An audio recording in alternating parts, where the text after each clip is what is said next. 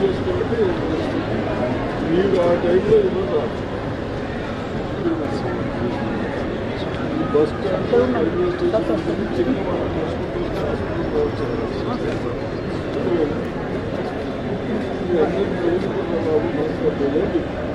ఏం పేరు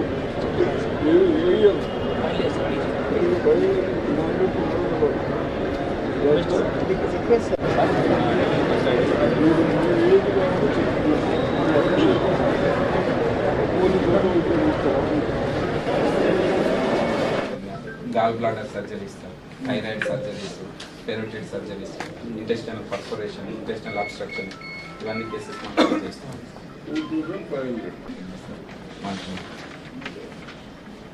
minor surgeries అంటేనేమో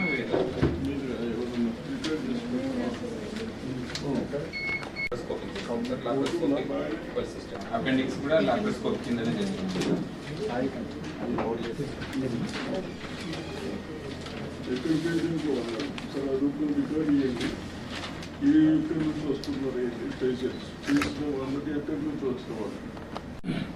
నిజామాబాద్ మెడికల్ కాలేజ్లో ఎన్నో బ్యాచ్ ఇది 14 బ్యాచెస్ అంటే బ్యాచ్కు 100 డాక్టర్స్ మన దగ్గరికి పాస్ అయ్యి ప్లస్ పీజీ చేసిన వాళ్ళు కూడా మళ్ళీ ఉన్నారు. మనం పీజీ కూడా స్టార్ట్ చేసి బహుశా 10 years అయిపోతుంది. ఈ విధంగా ఇవన్నీ చేస్తూ చిన్న వాళ్ళకు ట్రీట్మెంట్ చేసుకోవడానికి ఈ హాస్పిటల్లో మనం మంత్లీ 600 కంటే ఎక్కువ డెలివరీ చేస్తూ ఉన్నాం. అదేవిధంగా యాక్సిడెంట్ అయిన కేసెస్ కానీ, మోకాలు రీప్లేస్మెంట్ కానీ, నీ రీప్లేస్మెంట్ కానీ ఇవన్నీ మంత్లీ 15 వరకు చేస్తూ ఉన్నాం. అదేవిధంగా డయాలస్ అవుట్ పేషెంట్స్ ఏమో 2000 మంది డైలీ 2000 అవుట్ పేషెంట్స్ మినిమం వస్తూ ఉంటే వాళ్ళకు జనరల్ డాక్టర్స్ ఏది అవసరం ఉన్నదాన్ని వాళ్ళు చూసిన తర్వాత కన్సల్ట్ డాక్టర్లకు పంపుతా ఉన్నారు. కాబట్టి లేకుంటే కొన్ని మెడిసిన్స్ ఇచ్చి మనం పంపుతా ఉన్నాం. అదేవిధంగా పేషెంట్స్ ఇంకా ఎక్కువ వచ్చేవాళ్ళు కానీ ఎక్కడ మనకు బాన్సోడలో కానీ, బోధర్లో కానీ, ఆర్మూర్లో కానీ ఈ ప్రభుత్వం వచ్చిన తర్వాత ఒక డాక్టర్స్ని పెట్టి వాళ్ళకి ఇక్కడి వరకు కూడా రాకుండా ఎమర్జెన్సీ కేసెస్ అయితేనే ఇక్కడ వరకు వచ్చేటట్టు ఆ విధంగా కూడా చేసుకుంటే కొద్ది పేషెంట్స్ తగ్గినా ఈ హాస్పిటల్స్ బాగా చేస్తూ ఉన్నారు. ఇప్పుడు డాక్టర్స్కి చెప్పాం తప్పనిసరిగా ఏ స్పెషలిస్టు వాళ్ళు ఎన్ని చేయగలుగుతారు, ఎన్ని కేసెస్ వస్తున్నాయి, మంత్లీ రిపోర్ట్స్ కూడా ఇస్తారు.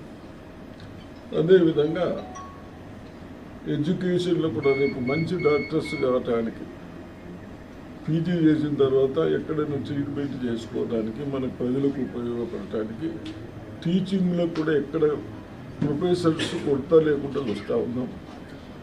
థర్డ్ ఫుడ్ కూడా ఇక్కడ ప్రాబ్లం లేదు. ఒకటి మటుకు గ్రౌండ్ అడుగుతూ ఉన్నారు చాలా రోజుల నుంచి. ఎవరు చదువుకునే డాక్టర్స్ గ్రౌండ్ కూడా అయితే మన కలెక్టర్ పాత కలెక్టర్ గ్రౌండ్ అన్నా, లేకుంటే పాలిటెక్నిక్ అన్నా, లేకుంటే నాగారం అన్నా మనం ఛార్జ్ చేసుకోమన్నాం. ఆ 2 hours అన్నకు ఆ 2 hours వేరే వాళ్ళు రాకుండా అవన్నీ చర్యలు తీసుకుంటారు. కాబట్టి ఇంకా ఇంప్రూవ్ చేయాలి. ప్లస్ ఇక్కడ కొన్ని విజిలెన్స్ పెట్టాం. ఇక్కడ ఏం చేస్తున్నారు అన్ని ఇన్ఫర్మేషన్ చెప్పాను కానీ ఇన్ఫర్మేషన్ తీసుకుంటున్నాం. కొందరు డాక్టర్స్ ఇద్దరు పోయినరా, ఇద్దరు డాక్టర్స్ ఉంది సొంత హాస్పిటల్కి పంపెట్టారు.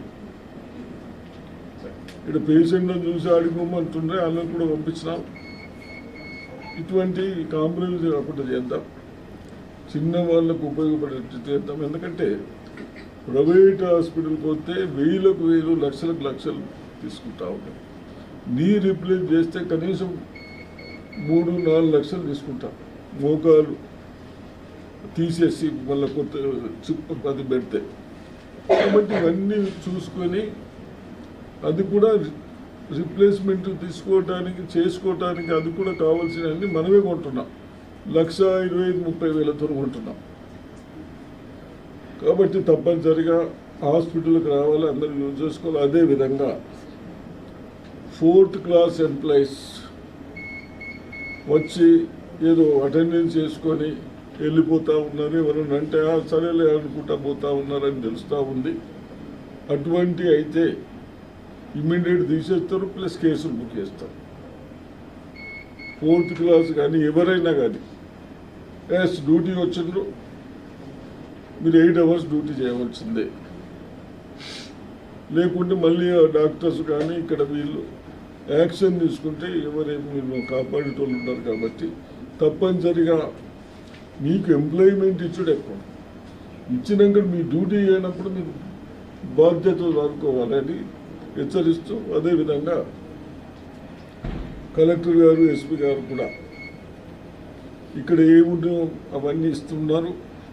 ప్లస్ ఎస్పీ గారు ఇక్కడ డిస్టర్బ్ కాకుండా వాళ్ళు ఇంటెలిజెన్స్ని పెట్టి రిపోర్ట్ తీసుకుంటూ చేస్తూ ఉన్నారు. కాబట్టి తప్పనిసరిగా అందరూ ధైర్యంతో ఉన్నారు.